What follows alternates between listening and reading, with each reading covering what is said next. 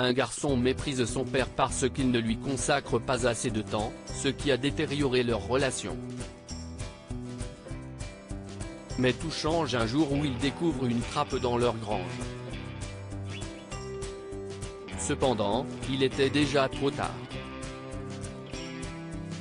Carl Peterson a toujours été proche de sa mère, Lydia, car son père, Edward, était un homme d'affaires qui prenait rarement le temps de s'occuper de sa famille. Lorsqu'il était plus jeune, Carl en voulait beaucoup à Edward, mais il a fini par s'en remettre lorsque sa passion a pris le dessus. Carl était un enfant particulièrement athlétique qui a commencé à participer à des compétitions interscolaires à l'âge de 10 ans. À 13 ans, il était déterminé à devenir cycliste et, à 15 ans, il participait à des courses d'État.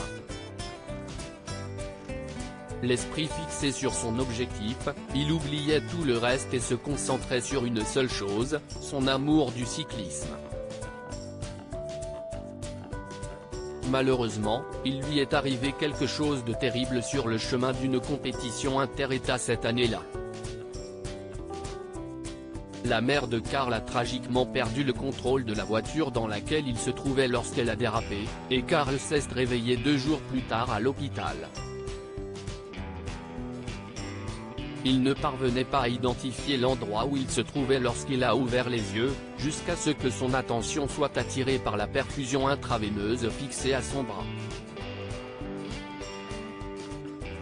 Qu'est-ce ce qui m'est arrivé ? A-t-il demandé en essayant de se lever et en regardant autour de lui dans la chambre d'hôpital. Malheureusement, il ne pouvait pas bouger, même un tout petit peu. Il a essayé de retirer la couverture qui couvrait le bas de son corps et s'est figé de stupeur en découvrant qu'il avait perdu une jambe dans l'accident. Lorsque Edward est entré dans la pièce, Carl n'a pas pu retenir ses larmes.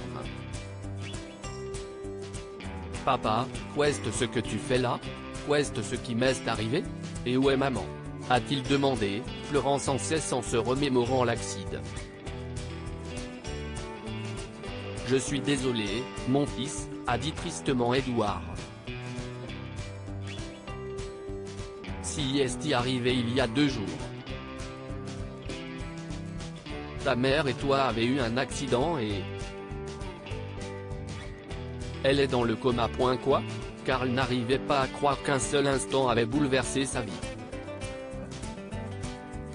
Il est allé voir Lydia avec ses béquilles et l'a vue étendue, pâle et sans vie, dans le lit d'hôpital, comme si elle n'avait jamais été en vie.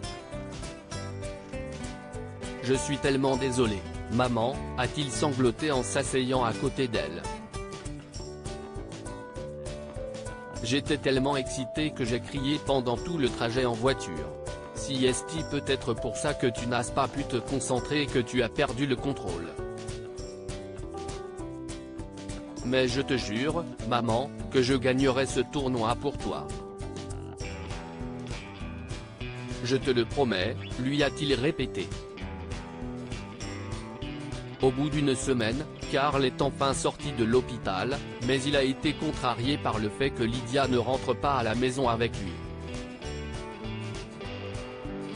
Au lieu de cela, il était coincé avec Edward, qui lui parlait à peine. Pour ne rien arranger, il a constaté que depuis que Lydia n'était plus à la maison, Edward s'est éloigné de plus en plus de lui. Il disparaissait pendant des heures dans la grange de leur jardin et ne se rendait plus au travail. Carl pensait qu'Edward était en difficulté après l'accident et lui a laissé l'espace qu'il jugeait nécessaire. En attendant, il souhaitait reprendre le vélo et continuer son entraînement. Mais il y a eu un problème. Il ne pouvait pas faire du vélo avec une seule jambe et il était fatigué d'essayer. Carl savait que si Lydia était là, elle le soutiendrait et qu'il y arriverait d'une manière ou d'une autre. Mais cela lui semblait impossible avec Edward, qui ne lui accordait guère d'attention. Un jour, Karl était tellement en colère contre Edward qu'il a fait irruption dans leur grange pour lui crier dessus et l'accuser d'être un mauvais père qui ne lui accordait guère d'attention. Mais il a remarqué que la grange était vide, à l'exception de quelques bouteilles d'alcool et de cartes à jouer sur une table centrale. « Je te déteste, papa !» Il a éclaté en sanglots et s'est précipité hors de la grange vers sa chambre, réalisant qu'Edward a été occupé à boire et à jouer aux cartes avec ses amis pendant tout ce temps, le laissant seul. Edward et Karl sont devenus plus distants que jamais après cela, et Karl a cessé de communiquer avec Edward. Un an plus tard, Edward est mort subitement d'une crise cardiaque, laissant Karl avec son grand-père. Karl n'était même pas sûr qu'Edward lui manquait, tant leur relation était devenue tendue. 2 jours après l'enterrement, Karl a décidé de déménager les affaires d'Edward de leur maison et de les ranger dans des cartons dans la grange. Mais alors qu'il s'apprêtait à quitter la grange, il a aperçu une lettre tombée d'un des cartons près de la table. Il s'est penché pour la ramasser et a découvert quelque chose qu'il n'avait jamais vu auparavant. Il y avait une trappe sous la table.